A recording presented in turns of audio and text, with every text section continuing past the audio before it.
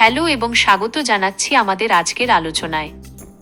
আমাদের হাতে আজ রয়েছে একটি যুগান্তকারী বই, যা বিশ্বের কোটি কোটি মানুষের জীবন বদলে দিয়েছে।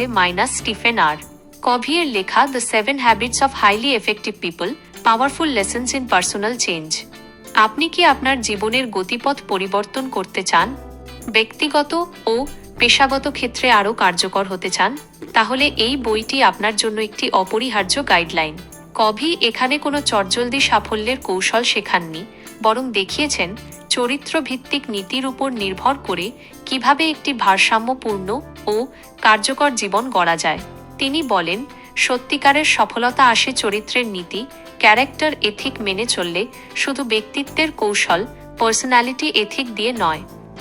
বইটিকে লেখক মূলত 7টি অভ্যাসের মাধ্যমে 3টি ধাপে সাজিয়েছেন, যা আমাদের নির্ভরশীলতা, ডিপেন্ডেন্স থেকে স্বাধীনতা, ইন্ডিপেন্ডেন্স, এবং পরিশেষে পারস্পরিক নির্ভরশীলতা, ইন্টারডিপেন্ডেন্স এর দিকে নিয়ে যায়। প্রথম অংশ, ব্যক্তিগত বিজয়, প্রাইভেট ভিক্টরি, স্বাধীনতা অর্জনের অভ্যাস। এটি আত্মনিয়ন্ত্রণের ভিত্তি তৈরি করে।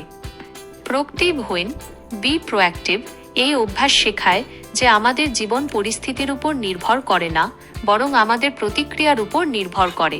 আপনি আপনার নিজের জীবনের চালক। 2.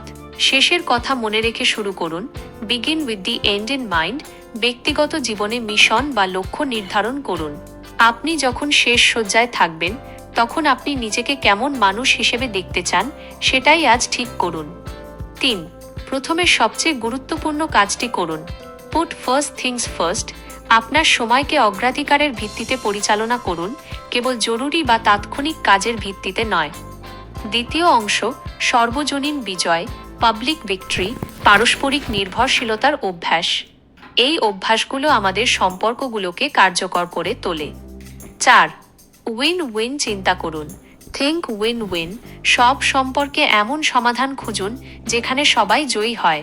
সহযোগিতা ও পারস্পরিক শ্রদ্ধার মানসিকতা গড়ে তুলুন। 5.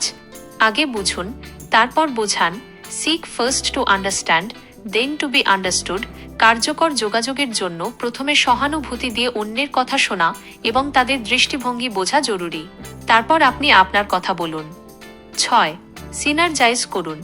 সিনার্জাইজ, দলগত কাজের মাধ্যমে এমন ফল লাভ করা যা কেবল একক প্রচেষ্টায় সম্ভব ছিল না। 1+1=2 না হয়ে 3 বা তার বেশি হওয়া। বিভিন্নতা ও ভিন্নতাকে কাজে লাগান। তৃতীয় অংশ, পুনর্নবীকরণ, রিনিউয়াল। 7. করাতকে ধার দিন, শার্পেন দ্য স, এটি হলো ক্রমাগত আত্ম উন্নয়ন এবং আত্মযত্নের অভ্যাস।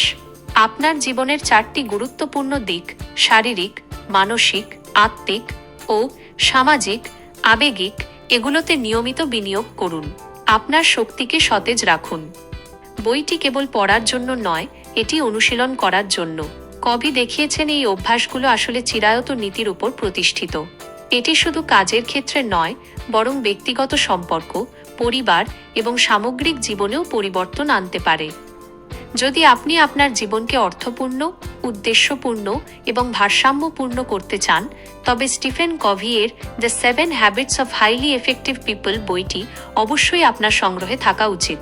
এটি একটি সত্যিকারের লাইফ চেঞ্জিং গ্রন্থ।